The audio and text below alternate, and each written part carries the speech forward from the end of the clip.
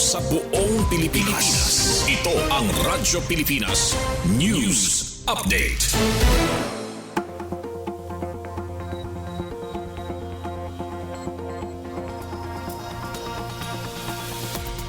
Oras sa bugos nga Pilipinas, 1:54 p.m.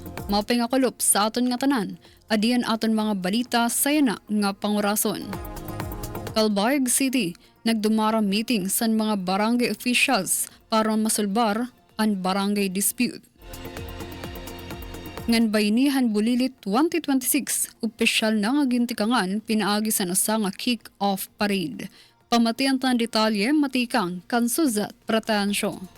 Radyo Pilipinas Report. Nagdumara si Mayor Raymond Uy sa Barangay Dispute Settlement Meeting nga ginbuhat kakulop Honyo Jess sa conference room sa City Engineering Office sa City Hall compound. Nagkatererok sa meeting ang mga punong barangay ng iba pa nga mga stakeholder agud repasuhon ang mga administrative map nga nisgutan ang mga isyu may kalabutan sa giutan sa tagsa nga barangay. Pinaagi sa direkta nga konsultasyon, ginatagan higayon ang mga barangay leaders nga igpahayag anira mga obserbasyon ngan suhestyon para makabot ang patas, klaro ngan transparent nga pagresolba sa mga pagtudlok sa teritoryo. Importante ni nga pitad para malikyan ang diri pagsinabtanay, mapakusog ang koordinasyon sa mga barangay ngan mapauswag ang serbisyo publiko sa mga komunidad. Nagpabili naman ang paningkamot sa LGU nga pakusgon ang lokal nga panggobyernuhan ngan magtukod sa mas marig-on nga pagkarusa sa nga tanan nga barangay sa syudad. Sa lain nga balita, opisyal na nga gintikangan ang Bayanihan Bulilit 2026 pinaagi sa usa nga kick-off parade nga gintambungan sa mga opisyal, mga magturutlo kabataan ngan mga ginikanan.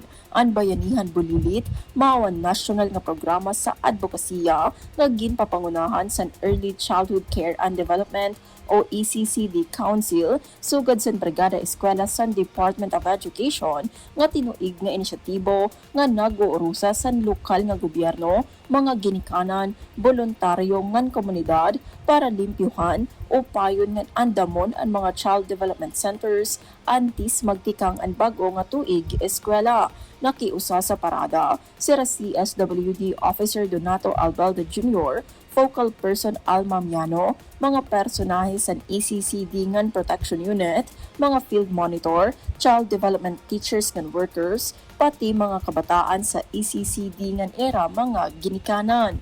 Pinaagi san sini nga aktibidad, ginpapakusog ang espiritu sa bayanihan ngan kooperasyon, agud masiguro nga andam, malimpyo ngan taluwas ang mga sentro san pagkahibaro para sa kabataan sa pag-abre san klase. Para sa Bagong Pilipinas, Suzette Pratensyo, Radyo Pilipinas, Radyo Publiko, Calbayog. Bago nga paanakan sa Calbayog, abrido na para magserbisyo. Ngan tagapulaan Samar, gindeklara unstable internal peace and security condition. Pamatian tan detalye sa akon report. Radyo Pilipinas Report.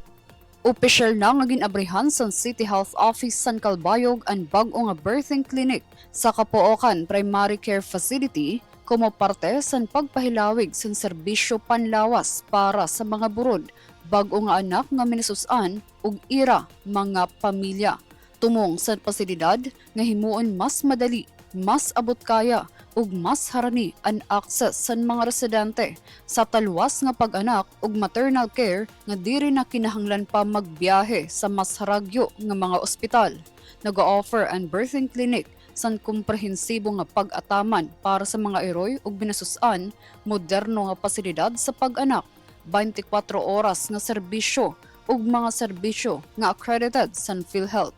Ginlalauman nga makakabulig ang bag-o nga pasilidad nga mapahamubo ang mga panganib sa kalusugan sa mga burod ug bag-o nga anak ug minasusan sa komunidad, samtang ginpaparig-on ang kapasidad sa lokal nga sistema panlawas sa syudad. Ang pag-abre sa birthing clinic ang parte sa padayon nga paniguro sa lokal nga gobyerno nga mapaharani ang dekalidad nga serbisyo medikal sa kada Calbayognon. Balita sa Isla Santa Gapulan, Formal na nga gindeklara sa isla San Tagapulan, Samar, unstable internal peace and security condition. Karuyag igpasabot sa deklarasyon nga nakabot san bungto ang pinakahataas nga level sa paz e orden ug waray naggrabe nga hulga sa insurhensya ug armado nga mga grupo nga posibleng makaapekto sa seguridad san komunidad. Ang pagkilala ang resulta san maihana nga paniguro sa iba-ibang mga sektor lakip ang lokal nga gobyerno, mga ahensya san gobyerno, puwersa panseguridad ug mismo mga residente sa pagmentenar san kahimyangan sa lugar. Ginlalauman nga maghahatag ini oportunidad sa isla sa pagsulod san mga investments, pagpahilawig san mga serbisyo pansosyudad ug pagpatuman mga programa pankauswagan para sa mga residente.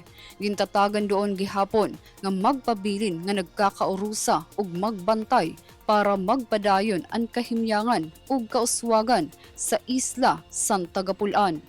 Para sa Bagong Pilipinas, Charmaine Perito Balvas, Radyo Pilipinas, Radyo Publiko, Calbayog. Inang kabugasan sa aton mga balita sa yana nga pangurason. Padayon gihapon kamo nga mamati sa DYOG, Radyo Pilipinas Calbayog para sa news updates. Masunod na ang programa, Huwan Trabaho, kaupod si Jamie Quinto. Ako si Charmaine Perito Balvas para sa Radyo Pilipinas, Radyo Publiko. Mula sa pinakamalawak na